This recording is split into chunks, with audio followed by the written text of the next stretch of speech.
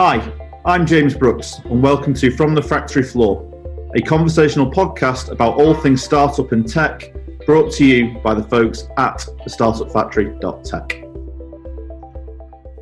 And welcome back to another episode of From the Factory Floor. I'm your host, James, and I haven't got anyone else from TSF with me this week. Nairi's abandoned me, Alexia's abandoned me, Ian's busy, but we don't care about them anyway, because we're very, very lucky to be joined by the newly launched founder of CoPerceptuo.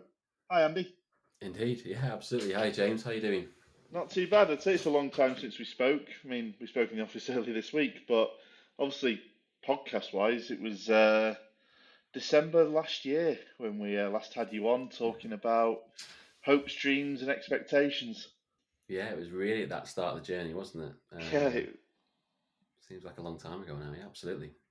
So, and since then we've been through the whole ups and downs of startup development and MVPs changing and developing and pivoting. So, really, I want to give today's all for you, mate. So, if you to kind of say what you want. So, as a bit of a start for Tim, probably for those who maybe hadn't listened to the last episode, which I'll link below. Do you want to just give a little bit of an overview of you, CoPerceptuo? Why do you exist? Yeah. So basically, we're trying to provide a kind of an alternative approach, I suppose, to procuring, engaging with, delivering, and thinking about advisory services. Really. So about kind of 18 months ago, 2 years ago, we had the idea of trying to create kind of an if this then that type approach, I suppose, to consultancy based on evidence, based on data.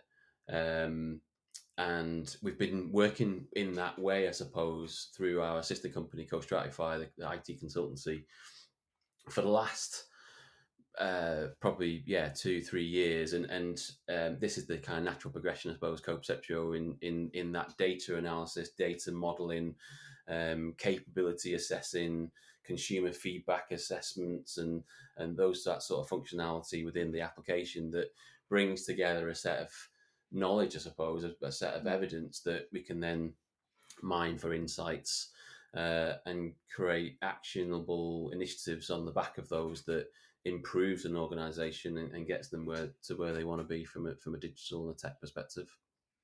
Yeah, I mean, it's when we think back to December when we first, before then we actually started scoping this out, and it really surprised me with, especially when it comes to consulting, how much time. I know when we initially spoke about the brief, a lot of focus was on how long it takes consultants just to gather the information that they were. And so, was it about a third? I think you remember telling us. Yeah, absolutely. So I think between 30 and 40% of our time on engagement is chasing for information, analyzing information, so analyzing, say, documents and policies and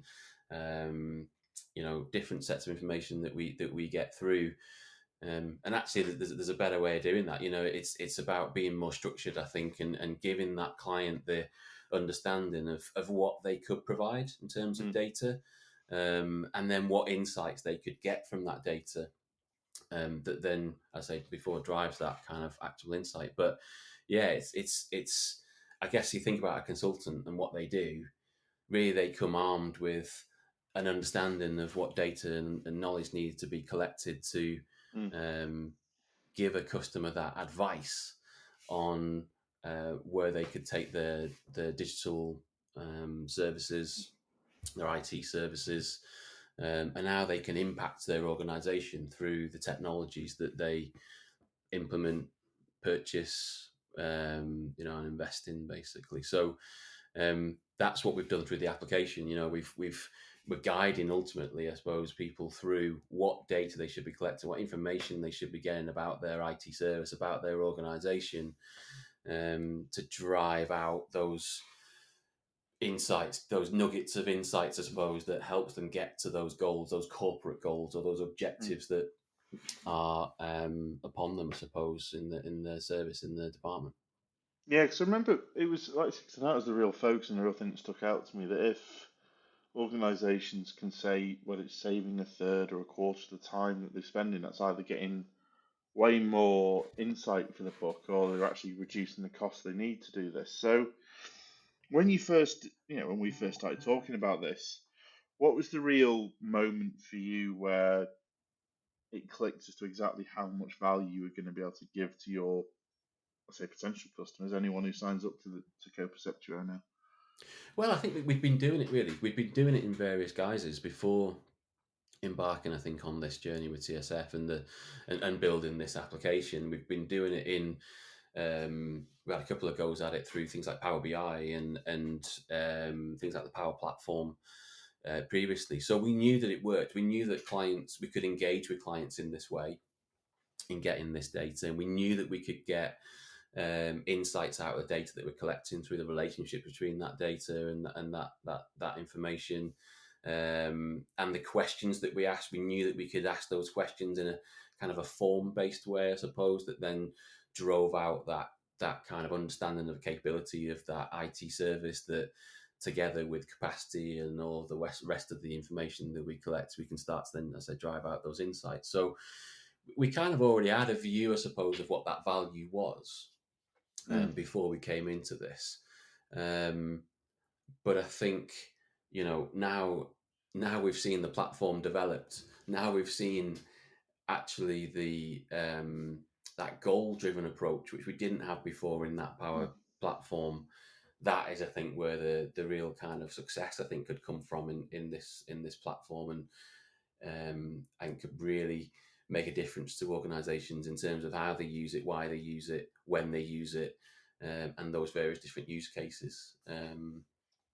So yeah, I think it's that goal-driven piece I can see as being the real nugget of functionality, I think, in CoPerceptuo that differentiates us, I think, from other applications and products that are in the market. No, because I think that was something that we definitely identified. I think it was even after because obviously how we work and how we phase our projects, when you manage to go out and do the testing, which I think we'll probably come on to, because you guys did a lot of testing and the focus put on that is something which really impressed, I think, me and the team. But how, through the process, did you thinking change? Because obviously goals was something that came in a little bit later. I know a lot of the insights that we started looking at and some of the features that we added later on in the project. How did these come about where they weren't there in the initial thinking? I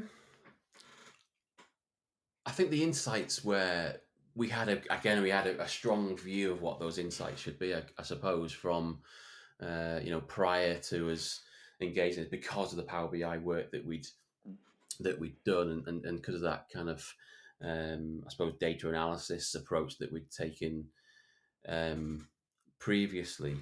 I think bringing that together as part of those goals, I think that was something I think we talked about. It wasn't necessarily something I think that came through as part of the learning. I think that was something that Eric came up with very early on in the engagements that we had with you guys when we were scoping this out and developing the idea for this. That really, it kind of, when me and Andy came away from that first session, it was probably September, October. It was probably a similar time to this last year. Me and Andy were really excited because it was like fitting the piece of the jigsaw into that knowledge base, I suppose, and being able to understand actually what piece of the jigsaw we're missing, that drove a particular insight. Because that's one of the things with a consultant is you ask for all this information, and then you're picking through the pieces, I suppose, and trying to get that nugget of information out that then you can bring into the analysis and the assessments and the business case, I suppose, of what you're trying to do. But actually turning that process from our consultancy process into something that is an application ultimately, that has been the key, I think, that goal-driven, that kind of jigsaw kind of what are the missing pieces of data that we need to then build that insight and get that output. That has been absolutely, that has been absolutely gold dust, I think, in terms of this developed application. I think what did change through that process though of testing it and talking to those user groups and people who we were asking to test it was we were shocked by how much interest there was actually from third parties.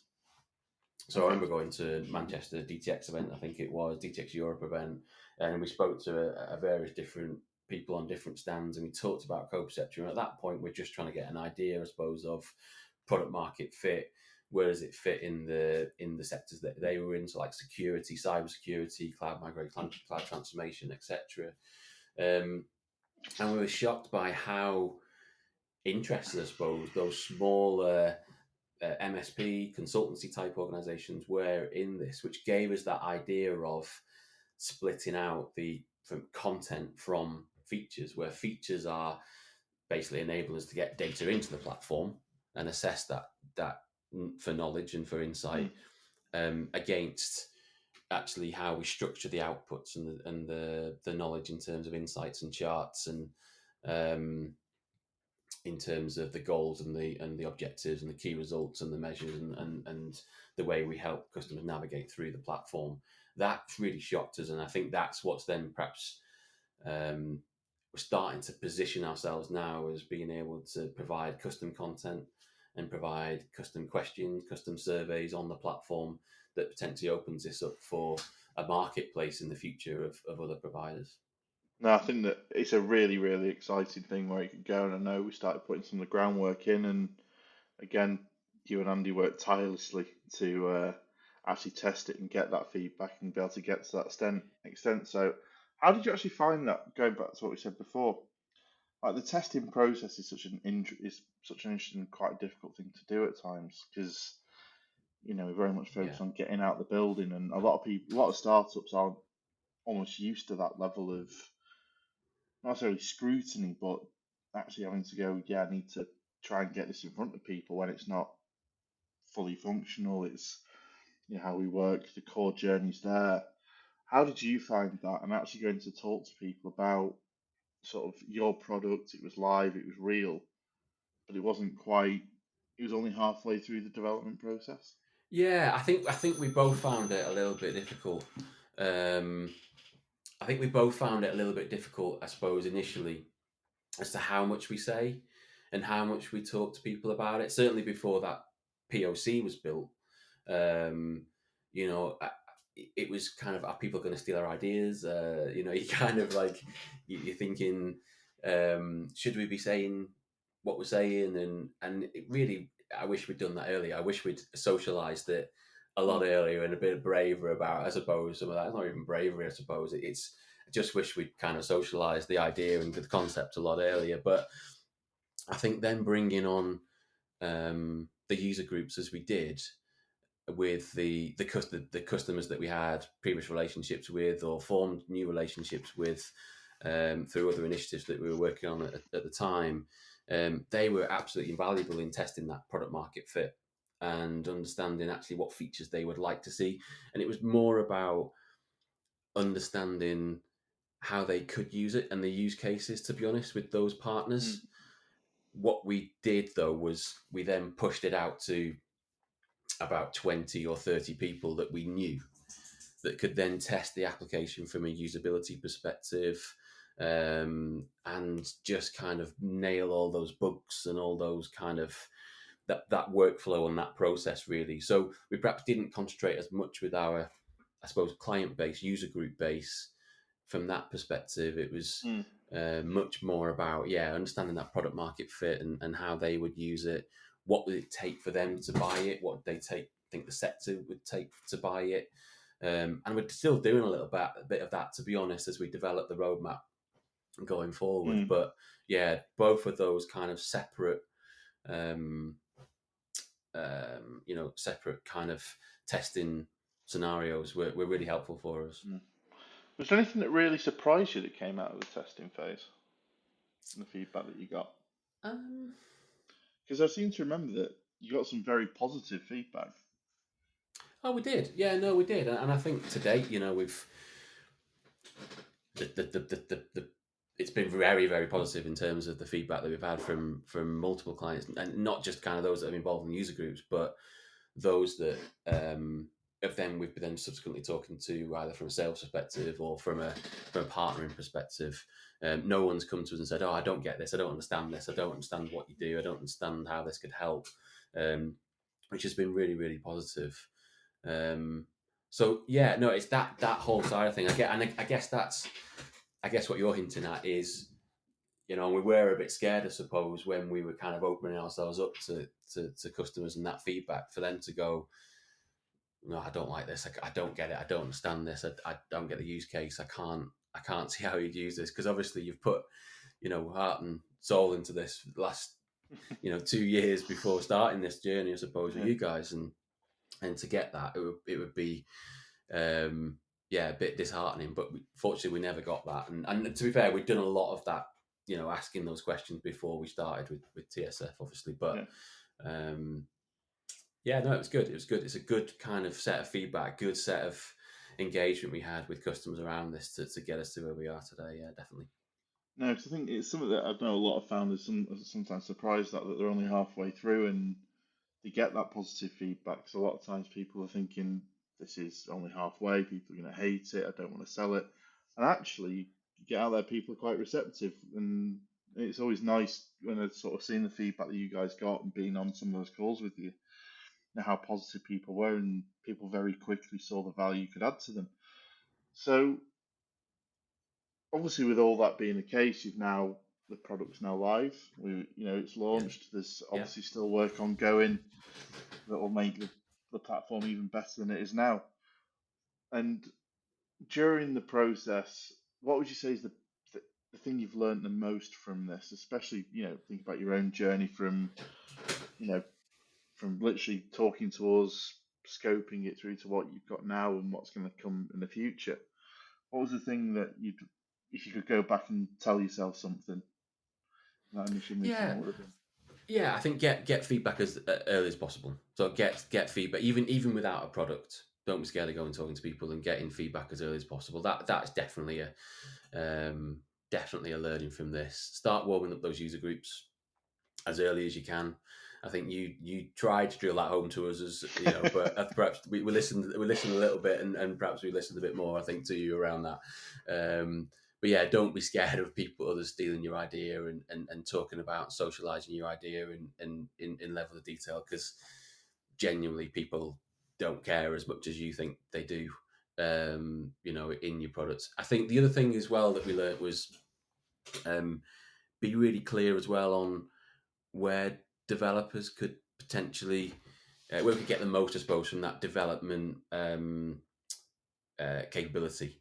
So in our instance, we got through some of the project, and I think there was a realization that it was impossible for developers to take on 20 years of consultancy experience, build the charts, and build all of the kind of insights and all this sort of stuff. It was just not going to really happen. So I think there was a realism that came in, halfway through this, where we said, right, okay, well, let's us pick up some of that. Let's us pick up that kind of analysis. But what TSF did was they created a platform for us to build on, and albeit it's scripting, and we're working in terms of industrializing that and making that much more self-serve in terms of creating new custom charts and content. But again, I wish we'd kind of realized that perhaps a little bit earlier and done that kind of responsibility accountability split. And we could have probably we took a lot of pressure actually off the developers that that were working on this. So yeah, I think that they were kind of two major things for us. It was kind of looking at, don't be scared of kind of socializing this early, but actually look at what you can do to take the pressure off the developers and support and create parts of the application maybe yourselves, if that's something that is relevant to what you're trying to do. Certainly relevant for us and the platform we've built.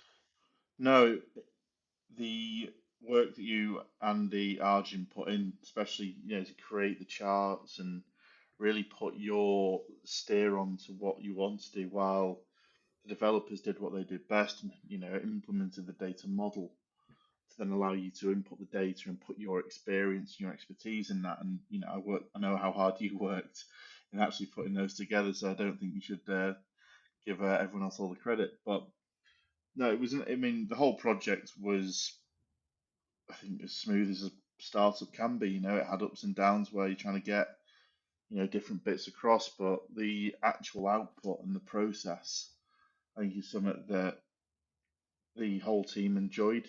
I think it's something that I'd like to think was useful for you guys as well. Absolutely.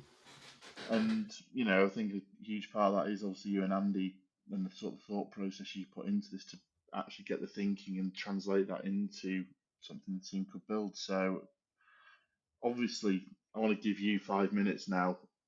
You're live. People can come. They can obviously see what you're doing. If it's something that can help, what sort of people should get in touch with you, and if they want to potentially use CoPerceptuo or find out more? Yeah, absolutely. So first thing is to say thank you, CSF, and all the help and guidance over the last kind of 9 months. It's been brilliant, and we've really enjoyed the journey as well, by the way. So yeah, we're glad to kind of be. We're still involved with you guys. We're still going into the office, and we're still working on still drinking the coffee, still supporting us, and absolutely, we're still loving the coffee. So yeah, absolutely. So we're still coming and what have you. So yeah, so thank you for all that, and obviously brilliant to be still working with you guys. But in terms of the platforms, yes, absolutely, it's live a couple of weeks ago now. Really, I think we're looking for clients who are of a size and complexity that have a similar size and complexity, I suppose, of their IT estates, where they want to understand the capability of the IT services, the complexity of the assets and the infrastructure maybe that's there, the applications that are there, and how they all intertwine, and then how they provide value for the wider organization. That complexity, I think, is key for where CoPerceptuo can help, and it cuts through all of that complexity. It gives you that collaborative platform on which you can go and find that knowledge and get that understanding, I suppose, of those dependencies of between the technologies, the applications, and how the organization uses those in a different way to engage in a consultancy. So I think we're looking for organizations that want to try a different approach to advisory services. I think we're looking for organizations who perhaps want a more valuable, more cross-skilled approach to those advisory services, and looking for a service where, a product where, a consultant doesn't just walk away with the knowledge at the end of an engagement. Actually, it's left there, and customers can continue to update that data and get value from that knowledge and that information. And we are working with already the likes of from our user groups, NHS, housing, charities. We also know that the legal services sector could massively benefit from this, and we've had conversations in the past about this with that sector. But really, it cuts through any sector.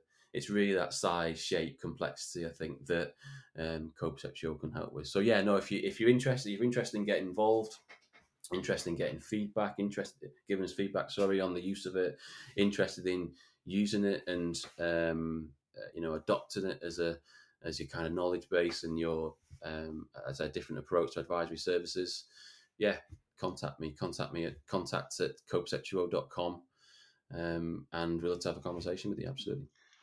You've got the website, obviously LinkedIn as well, so anyone who thinks that they might get any benefit from this, and as you've kind of alluded to in this, in the highest of levels, this can really help a lot of people. And if you think you potentially might be one of those people, I can wholeheartedly say get in touch with Andy. He's a friendly bloke, and if they can help, and if CoPerceptuo is the right fit, I think it'll be a great benefit for a lot of businesses.